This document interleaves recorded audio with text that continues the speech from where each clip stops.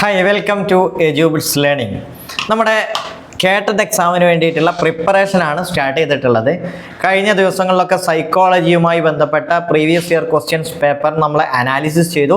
അതിൻ്റെ തുടർച്ചയായിട്ട് ഇന്ന് നമ്മുടെ പവർ ഹവർ പ്രോഗ്രാമിൽ നിങ്ങൾക്ക് കൃത്യമായിട്ട് കുറച്ച് ചോദ്യങ്ങളുമായിട്ടാണ് നമ്മൾ വന്നിട്ടുള്ളത്. ഞാൻ എന്നും പറയുന്നത് പോലെ തന്നെ ഓരോ ചോദ്യങ്ങളും അതിൻ്റെ 4 ഓപ്ഷൻസും വളരെ കൃത്യമായി നമ്മൾ പഠിച്ചു തുടങ്ങിയാൽ സൈക്കോളജി എന്നുള്ള ടോപ്പിക് വളരെ സിമ്പിളായി നമ്മുടെ എക്സാമിന് മുഴുവൻ മാർക്ക് 30ൽ 30 മാർക്കും വാങ്ങാൻ പറ്റുന്ന രീതിയിൽ നമുക്ക് കൊണ്ടുപോകാൻ പറ്റും. നമ്മൾ ഈ സമയത്ത് തന്നെ സ്റ്റാർട്ട് ചെയ്യുക എന്നുള്ളതാണ് ഇമ്പോർട്ടൻ്റ് ആയ കാര്യം. കാരണം എക്സാമിനോടനുബന്ധിച്ച് നമുക്കിത് പലതവണ റിവിഷൻ ചെയ്യാൻ പറ്റും.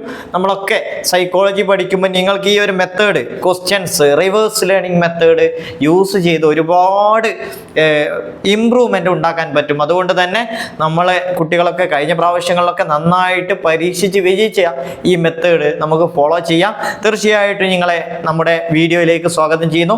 അതിനു മുമ്പ് ആദ്യമായിട്ടാണ് നമ്മുടെ വീഡിയോ കാണുന്നതെങ്കിൽ നിങ്ങൾ നമ്മുടെ ചാനൽ സബ്സ്ക്രൈബ് ചെയ്യാൻ മറക്കരുത്. നിങ്ങളുടെ സുഹൃത്തുക്കൾക്ക് ഷെയർ ചെയ്യുക. അതുപോലെ തന്നെ നമ്മുടെ എഡ്യൂബിറ്റ്സ് ലേണിംഗിൻ്റെ ലോങ് ടൈം ബാച്ച് സ്റ്റാർട്ട് ചെയ്തിട്ടുണ്ട്. നിങ്ങൾക്ക് അഫോർഡബിൾ ആയിട്ട പ്രൈസിൽ തന്നെ ഏറ്റവും മികച്ച അധ്യാപകരുടെ ക്ലാസ്സുകൾ ഏറ്റവും മികച്ച ലേണിംഗ് ആപ്പിലൂടെ കൃത്യമായ മെന്റർഷിപ്പോട് കൂടി കിട്ടുന്ന നമ്മുടെ ലോങ് ടൈം ബാച്ചിലേക്ക് നിങ്ങൾക്ക് ഉടൻ തന്നെ ജോയിൻ ചെയ്യാം. താഴെയുള്ള നമ്പറിൽ ക്ലിക്ക് ചെയ്താൽ നിങ്ങൾക്ക് ഉടൻ തന്നെ അഡ്മിഷൻ എടുക്കുകയും നമ്മുടെ മെന്റർഷിപ്പോട് കൂടി നമ്മുടെ എക്സാം വരെ കൃത്യമായൊരു ഫോളോ അപ്പ് കൂടി ഒരുമിച്ച് കൊണ്ടുപോകാൻ നമുക്ക് സാധിക്കും. അപ്പോൾ നമുക്ക് ആദ്യത്തെ വീഡിയോയിലേക്ക് കടക്കാം. നമ്മൾ ശ്രദ്ധിക്കുക, കഴിഞ്ഞ ദിവസം പാർട്ട് 1ഉം 2 ഒക്കെ കംപ്ലീറ്റ് ആയല്ലോ. ഇനി പാർട്ട് 3 ആണ്. ഇതിൽ നോക്കൂ, ഒരു വ്യക്തിയുടെ ക്ഷേമത്തിനു വേണ്ടി അവൻ്റെ ഉള്ളിൽ അടിഞ്ഞുകൂടി കിടക്കുന്ന വികാരങ്ങളെ പുറത്തുവിടുന്നതിന് പറയുന്ന പേര് അല്ലേ? കുറച്ചും കൂടി ഡിഫറെൻ്റ് ആയൊരു ചോദ്യമായിരുന്നു.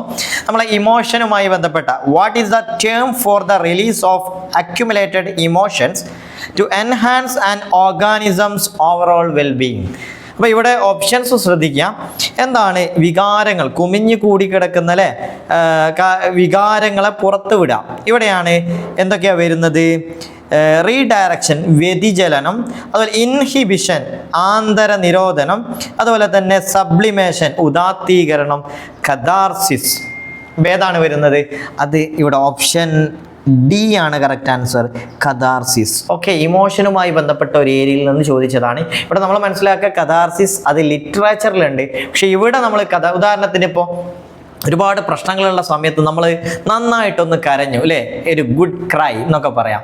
നന്നായി കരഞ്ഞാൽ പിന്നെ നമുക്കൊരു ആശ്വാസം അല്ലേ, നമ്മുടെ ഇമോഷൻസ് ഒക്കെ ഒലിച്ചു പോയി. അതേസമയം അതുപോലെ തന്നെ നമ്മുടെ ഫ്രണ്ടിനോട് വളരെ അല്ലേ എന്താ പറയുക ഡീപ്പായിട്ട് കാര്യങ്ങളൊന്ന് സംസാരിച്ച് അല്ലേ, നന്നായിട്ട് കാര്യങ്ങളൊക്കെ ഒന്ന് പറഞ്ഞ് തീർക്കാന്നൊക്കെ പറയില്ലേ, പറഞ്ഞു കഴിഞ്ഞാൽ നമുക്ക് ആ ഇമോഷൻസ് ഒലിച്ചങ്ങ് പോവും. അപ്പോൾ അതിന് പറയുന്ന പേരാണ് കഥാസിസ്. നമുക്ക് സൈക്കോളജിയിൽ എന്ത് പറയാം? കഥാസിസ്. ഈ ഒരു കൺസെപ്റ്റ് മനസ്സിലാക്കി വെക്കുക. അപ്പോൾ അല്ലേ പ്യൂരിഫിക്കേഷൻ എന്നൊക്കെയാണ് ഈ കഥാസിസ് എന്ന് ഉദ്ദേശിക്കുന്നത്, പ്യൂരിഫിക്കേഷൻ എന്നാണ്. ഓക്കെ, നെക്സ്റ്റ് നമ്മൾ മനസ്സിലാക്കേണ്ട ഇതിൽ നമുക്ക് ചോദ്യം വരാറുള്ള ഒരു ഏരിയയാണ് സബ്ലിമേഷൻ ഉദാത്തീകരണം. ഇത് നമുക്ക് ഡിഫൻസ് മെക്കാനിസത്തിൽ ചോദിക്കുന്നതാണ്. എവിടെയാണ് ഡിഫൻസ് മെക്കാനിസം നമ്മൾ ഡിസ്കസ് ചെയ്യും. എല്ലാ ക്വസ്റ്റ്യൻ പേപ്പറിലും ഡിഫൻസ് മെക്കാനിസത്തെ കുറിച്ച് ചോദിക്കാറുണ്ട്. സോ അതിൽപ്പെട്ട ഒരു ഡിഫൻസ് മെക്കാനിസം ആണ് എന്ത്? സബ്ലിമേഷൻ. ഓക്കെ, നമുക്ക് അവിടെ ഡിസ്കസ് ചെയ്യാം. സോ ഇത് മനസ്സിലാക്കി വെക്കുക. നെക്സ്റ്റ് RPWD 2016 അല്ലേ, അത് പ്രകാരം നിയമപ്രകാരം ഉൾപ്പെടാത്ത വൈകല്യം. അപ്പോൾ ഈ ഒരു കൺസെപ്റ്റ് നമ്മുടെ ആക്റ്റുകൾ RPWD ആക്ട് വളരെ ഇമ്പോർട്ടൻ്റ് ആണ്. അതുമായി ബന്ധപ്പെട്ട് ചോദ്യം വന്നിട്ടുള്ളത് അതിൽ ഉൾപ്പെടാത്ത വൈകല്യം ഏതാണ്? Cerebral palsy, autism spectrum disorder അല്ലേ, അതുപോലെ ഹീമോഫീലിയ, കൊറോണറി ആർട്ടറി ഡിസീസ്. ഏതാണ് കറക്റ്റ്? ഇവിടെ കറക്റ്റ് വരുന്നത് ഓപ്ഷൻ ഡി തന്നെയാണ്, കൊറോണറി ആർട്ടറി ഡിസീസ്. മറ്റുള്ളവയൊക്കെ അപ്പോൾ ഇവിടെ നിങ്ങൾ മനസ്സിലാക്കേണ്ടത് ഇമ്പോർട്ടൻ്റ് ആണ്. ഈ RPWD ആക്ട് ആദ്യമായിട്ട് വരുന്നത് 1995 അത് മറന്നുപോയത് 1995 RPW അല്ല, അത് PWD ആക്ട് ആണ്. അതിനൊന്ന് റിവൈസ് ചെയ്തതാണ് എന്ത്? റിവൈസ്ഡ് അല്ലേ പേഴ്സൺ വിത്ത് ഡിസാബിലിറ്റീസ് ആക്ട്. അപ്പോൾ അതാണ് എന്ത് 2016. ഇതിൻ്റെ ഡേറ്റ് ഓർത്തിരിക്കുക. അത് നിലവിൽ വന്നത് ഡിസംബർ 30 അല്ലേ, ഡിസംബർ 30. അപ്പോൾ ആ ഡേറ്റും ചില സമയത്ത് PSC നമ്മുടെ പരീക്ഷാ ഭവനൊക്കെ എന്ത് ചെയ്യും, ഇങ്ങനെയുള്ള ചോദ്യങ്ങളൊക്കെ ഇടാറുണ്ട്. സോ അത്തരം കാര്യങ്ങൾ നമ്മൾ ഈ ആക്ടിനെ കുറിച്ച് അറിഞ്ഞിരിക്കുക. ഞാൻ പറഞ്ഞതൊക്കെ ഇമ്പോർട്ടൻ്റ് ആയിട്ട് ചോദിച്ച ചോദ്യങ്ങളായതുകൊണ്ടാണ്. സോ 2016 റിവൈസ് ചെയ്തു. അതുപോലെ തന്നെ ആദ്യഘട്ടത്തിൽ ഈ ആക്ടിൽ പ്രകാരം എന്തൊക്കെ വൈകല്യങ്ങളാണ്, ഏകദേശം 7ഓളം വൈകല്യങ്ങളാണ് ഉണ്ടായിരുന്നത്. എത്ര വൈകല്യങ്ങളാണ്? 7ഓളം വൈകല്യങ്ങൾ. അത് പിന്നീട് റിവൈസ് ചെയ്ത സമയത്ത് അത് 21ഓളം വൈകല്യം. ഇതൊക്കെ ചോദ്യം വരാറുണ്ട് കേട്ടോ. 21ഓളം വൈകല്യങ്ങളുണ്ട്. ഇതിൽ തന്നെ അല്ലേ നമുക്ക് സിവിയർ, മോഡറേറ്റ്, അങ്ങനെയൊക്കെ മൈൽഡ് വൈകല്യങ്ങളുടെ മൈൽഡ് ആയിട്ട് തിരിക്കാറുണ്ട്. ഇനി മോഡറേറ്റ് ഏകദേശം ഒരു മോഡറേറ്റ് ലെവലുള്ള വൈകല്യങ്ങളുണ്ട്. ഇനി സിവിയർ, വെരി വളരെ പ്രയാസത്തിലുള്ള വൈകല്യങ്ങൾ. ഇപ്പോൾ അത് അവരെ എങ്ങനെ പഠിപ്പിക്കണം, അവരെ നമുക്ക് ഈ ഇൻക്ലൂസീവ് എഡ്യൂക്കേഷനുമായി ബന്ധപ്പെട്ട ചർച്ചകളിൽ അതിൻ്റെ ക്ലാസ്സിൽ ഡിസ്കസ് ചെയ്യാനുള്ളതാണ്. കാരണം നമുക്ക് സൈക്കോളജിയിൽ ഒരു ടോപ്പിക് തന്നെയാണ് ഇൻക്ലൂസീവ് എഡ്യൂക്കേഷൻ. അത് ഡിസ്കസ് ചെയ്യുന്ന സമയത്ത് ഇത്തരം കാര്യങ്ങൾ ഡീറ്റെയിൽ ആയിട്ട് നിങ്ങൾ അറിഞ്ഞിരിക്കണം. സോ ഇതൊക്കെ ഞാൻ പറഞ്ഞ പോയിന്റുകളൊക്കെ എക്സാമിന് ചോദിച്ചിട്ടുള്ളതാണ്. ഞാൻ എന്ത് ചെയ്യാം, ആ ആക്ടുകൾ ഇത് ആദ്യഘട്ടത്തിൽ ഉണ്ടായിരുന്ന 7ഓളം വൈകല്യങ്ങൾ, ഒന്ന് പൂർണ്ണാന്ധത അല്ലേ, ബ്ലൈൻഡ്നെസ് അല്ലേ, കംപ്ലീറ്റ് ആയിട്ട് നമുക്ക് എന്താ പറയാ, ഇവിടെ പൂർണ്ണാന്ധത, തീരെ ഒന്നും കാണാത്തൊരവസ്ഥ, കാഴ്ചക്കുറവ്, ലോ വിഷൻ, അവിടെ കാഴ്ചയുണ്ട് പക്ഷേ ലോ വിഷനാണ്. പിന്നെ ഭേദമായ കുഷ്ഠരോഗം. ഈ കുഷ്ഠരോഗം എന്താണ് അതിൻ്റെ കാരണം? ഇവർക്ക് ശരീരത്തിൻ്റെ വിരലുകളും വിരലുകളൊക്കെ നഷ്ടപ്പെട്ട് പ്രയാസങ്ങളുണ്ടാവും, ശാരീരിക ചലനങ്ങൾക്ക് പ്രയാസം ഉണ്ടാവും. അതുപോലെ നെക്സ്റ്റ് വരുന്നത് ചലന പരിമിതി അല്ലേ, ശ്രവണ വൈകല്യം, പരിമിതി. സോ മാനസിക രോഗങ്ങൾ, ഓക്കെ, മാനസിക ഇൽനെസ്, മെൻ്റൽ ഇൽനെസ്, പിന്നെ ബുദ്ധി പരിമിതികളാണ് ഇവിടെ ഉദ്ദേശിക്കുന്നത്. ഇതെല്ലാം ആദ്യഘട്ടത്തിൽ നമ്മൾ ഉൾപ്പെടുത്തിയതായിരുന്നു. പിന്നീട് ഒരു 14 എണ്ണം കൂടി പിന്നീട് അതിനെ റിവൈസ് ചെയ്തു. അതിൽ വരുന്നതാണെന്ത്? Dwarfism, autism, cerebral palsy, muscular dystrophy, acid ആക്രമണ ഇരകൾ, പാർക്കിൻസൺസ് രോഗങ്ങൾ, മൾട്ടിപ്പിൾ സ്ക്ലിറോസിസ്, തലാസീമിയ, ഹീമോഫീലിയ, അരിവാൾ രോഗം, തീവ്രമായ നാഡി നെർവ് ബന്ധപ്പെട്ട രോഗങ്ങൾ, ഭാഷാ സംസ്കാര വൈകല്യങ്ങൾ, സവിശേഷമായ പഠന വൈകല്യങ്ങൾ. ഇതൊന്ന് പോയിന്റ് നോക്കണേ. ഇവിടെ പഠന വൈകല്യം എന്ന് പറഞ്ഞാൽ ലേണിംഗ് ഡിസാബിലിറ്റി. ഇത് നമുക്ക് ഡീറ്റെയിൽ ആയിട്ട് പഠിക്കാനുള്ളതാണ്. എക്സാമിനൊക്കെ സ്ഥിരമായി ചോദിക്കുന്നതാണ്. പിന്നെ മൾട്ടിപ്പിൾ ഡിസാബിലിറ്റീസ്, ബഹുവിധ വൈകല്യങ്ങൾ. മലയാളം പറയുമ്പോൾ നിങ്ങൾക്ക് മനസ്സിലാവുമെന്ന് വിചാരിക്കുന്നു അല്ലേ. കുറേയൊക്കെ ഇംഗ്ലീഷിൻ്റെ വേർഡുകൾ തന്നെയാണ് അല്ലെ. അരിവാൾ രോഗം, സിക്കിൾ സെൽ അനീമിയ എന്ന് പറയും അല്ലേ. ഇത്തരം രോഗങ്ങളൊക്കെ നമുക്ക് എന്തായിരുന്നു. പിന്നെ സംസാര വൈകല്യങ്ങൾ, അതിലുള്ള ഡിസാബിലിറ്റീസ്. ഓക്കെ, ഏകദേശം ടോട്ടൽ നമുക്ക് 21ഓളം ഡിസാബിലിറ്റീസ്. ഓക്കെ, ഇതാണ് ചോദ്യങ്ങൾ വരിക. ഇത് ലേണിംഗ് ഡിസാബിലിറ്റി നമുക്ക് ഡിസ്കസ് ചെയ്യാം. ജസ്റ്റ് ഏതൊക്കെയാണെന്ന് കമൻറ്റ് ചെയ്യാൻ പറ്റുമോ? ഞാൻ ജസ്റ്റ് ചോദ്യം പറയാം. നമുക്ക് വായനാ വൈകല്യം ജസ്റ്റ് ഒന്ന് കമൻറ്റ് ചെയ്യുക നിങ്ങൾ, അല്ലെങ്കിൽ നിങ്ങൾ നോട്ടിലൊന്ന് കുറിച്ചെടുക്കുക. വായനാ വൈകല്യം. ഓക്കെ, പിന്നെ എഴുത്തിലുള്ള വൈകല്യം. ഓക്കെ, നിങ്ങൾ ഏതൊന്ന് നോട്ട് ചെയ്യണം കേട്ടോ. എഴുത്തിലുള്ള വൈകല്യം. പിന്നെ പേര് ഞാൻ പറഞ്ഞു. അപ്പോൾ മാത്തമാറ്റിക്സിലുള്ള വൈകല്യങ്ങൾ. ഓക്കെ, അതുപോലെ തന്നെ മോട്ടോർ കോർഡിനേഷനുമായി ബന്ധപ്പെട്ടുള്ള വൈകല്യം, അങ്ങനെയും പറയാണ്ട്. സോ ഏതൊക്കെയാണ് ഇനി പറഞ്ഞോളൂ. ഒന്ന് ഡിസ്ലെക്സിയ, പിന്നെയോ ഡിസ്ഗ്രാഫിയ, ഗ്രാഫ് വരയ്ക്കുക അതുമായി. അതുപോലെ കാൽക്കുലേറ്റർ കേട്ടില്ലേ, ഡിസ്കാൽക്കുലിയ. അതുപോലെ തന്നെ വരുന്നത് പ്രാക്സിയ. ഓക്കെ, ഇത് പ്രധാനമായിട്ട് ആവർത്തിച്ചു വരുന്ന ചോദ്യങ്ങളാണ്. സോ നെക്സ്റ്റ് ക്വസ്റ്റ്യനിലേക്ക് പോവാം. ഒരു വിദ്യാർത്ഥിയുടെ മാതൃഭാഷ, വിദേശ ഭാഷയുടെ ശരിയായ ഉച്ചാരണം, സ്വരലയം എന്നിവ പഠിക്കുമ്പോൾ പ്രശ്നങ്ങൾ സൃഷ്ടിക്കുന്നു. ജസ്റ്റ് ഇംഗ്ലീഷ് ഒന്ന് നോക്കടാ.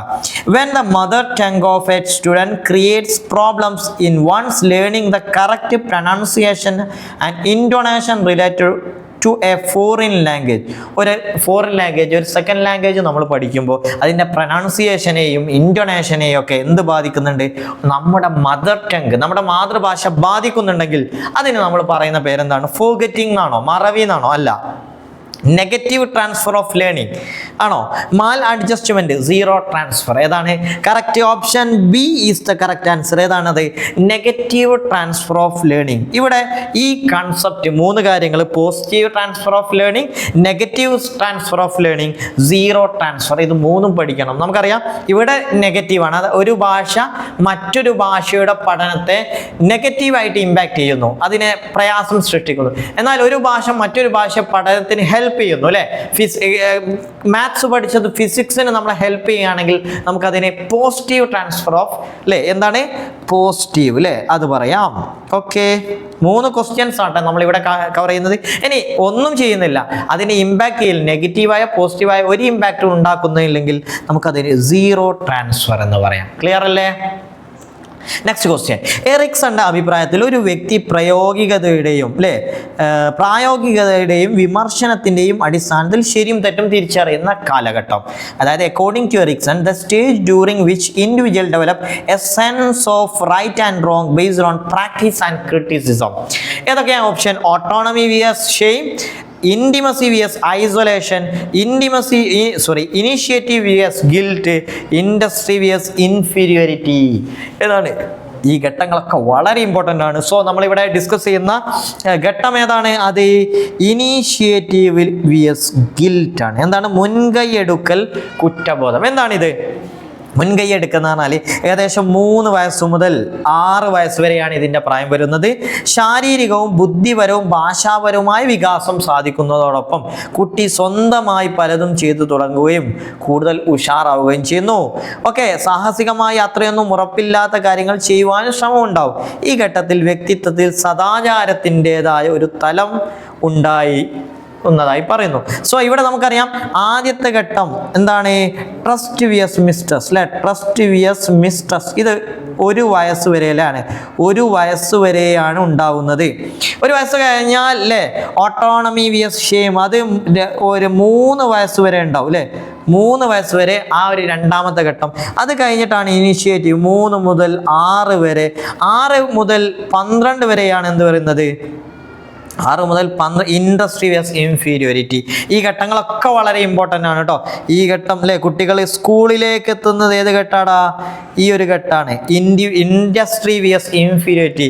കൂട്ടുകാരുമായി സഹകരിക്കാനും സഹകരണ മനോഭാവത്തോടെ പെരുമാറും. ആ ഘട്ടത്തിൽ പരാജയപ്പെടുമ്പോഴാണ് അവന് ഇൻഫീരിയോറിറ്റി, അപകർഷത ഉണ്ടാവുന്നത്. സോ ഈ 4 ഘട്ടങ്ങൾ വളരെ ഇമ്പോർട്ടൻ്റ്. 8 ഘട്ടം നമ്മൾ പറയുന്നുണ്ട് അല്ലേ? 8 ഘട്ടത്തിൽ 4 ഘട്ടം വളരെ ഇമ്പോർട്ടൻ്റ് ആണ് കേട്ടോ, ട്രസ്റ്റ് വേഴ്സ് മിസ്ട്രസ്റ്റ് മുതൽ.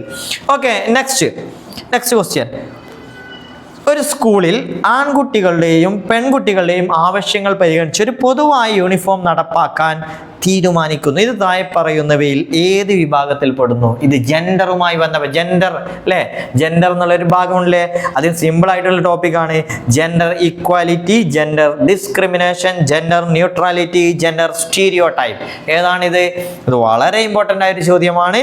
ഏതാണ്? Gender neutrality. ഇവിടെ ഈ 4 ഓപ്ഷൻ നിങ്ങൾ ജെൻഡർ ഇക്വിറ്റി അല്ലെ? ഇക്വാലിറ്റി എന്ന് പറയുമ്പോൾ ഇക്വിറ്റി. ഡിസ്ക്രിമിനേഷൻ അറിയാം അല്ലെ? വിവേചനം നമ്മൾ പഠിക്കണം. സ്റ്റീരിയോടൈപ്പ്, ഇപ്പോൾ സമൂഹത്തിൻ്റെ ഒരു കാഴ്ചപ്പാട്, സ്ത്രീകൾ അങ്ങനെയാണ് അല്ലെ, പെൺകുട്ടികൾ ഇങ്ങനെയാണ് ചെയ്യേണ്ടത്. സോ ഈ ഒരു അല്ലെ, ബസ് ഡ്രൈവർ ആവേണ്ടത് പുരുഷനാണ്, പാത്രം കഴുകേണ്ടത് സ്ത്രീകളാണ്. അപ്പോൾ അത് സമൂഹത്തിൻ്റെ ഒരു സ്റ്റീരിയോടൈപ്പ് എന്ന് പറയാം. ആ കൺസെപ്റ്റിനാണ് നമ്മൾ എന്ത് ചെയ്യുന്നത്? സ്റ്റീരിയോടൈപ്പ് എന്ന് പറയാം. ഓക്കെ, അപ്പോൾ ഇത്രയും ചോദ്യങ്ങളാണ് നമ്മൾ ഇന്ന് ഡിസ്കസ് ചെയ്യുന്നത്. ഞാൻ വിചാരിക്കുന്നു നമ്മൾ ചോദ്യത്തിന് പുറമെ പറഞ്ഞ ഓരോ പോയിന്റുകളും നിങ്ങളുടെ നോട്ട്ബുക്കിൽ എഴുതിയെടുക്കുക. കാരണം ഈ പോയിന്റുകളൊക്കെ നിങ്ങൾക്ക് റിപ്പീറ്റഡായി നമ്മൾ ചെയ്യുന്ന സമയത്ത് വരും. ഈ ചോദ്യങ്ങളൊക്കെ ഇമ്പോർട്ടൻ്റ് ആണ്. ഞാൻ ആ ആക്റ്റിലൊക്കെ ഈവൻ ഡേറ്റ് വരെ പറഞ്ഞു തന്നിട്ടുണ്ട്. ആ ഡേറ്റ് വരെ നിങ്ങൾ ഓർത്തിരിക്കുക. സോ ഇന്ന് ഇവിടെ വൈൻഡപ്പ് ചെയ്യുന്നു. അവസാനമായി നമ്മുടെ ചാനൽ സബ്സ്ക്രൈബ് ചെയ്യാത്തവരാണെങ്കിൽ ദയവായി സബ്സ്ക്രൈബ് ചെയ്യുക. അതുപോലെ നിങ്ങളുടെ സുഹൃത്തുക്കൾക്കൊക്കെ ഒന്ന് ഷെയർ ചെയ്യുക. So thank you.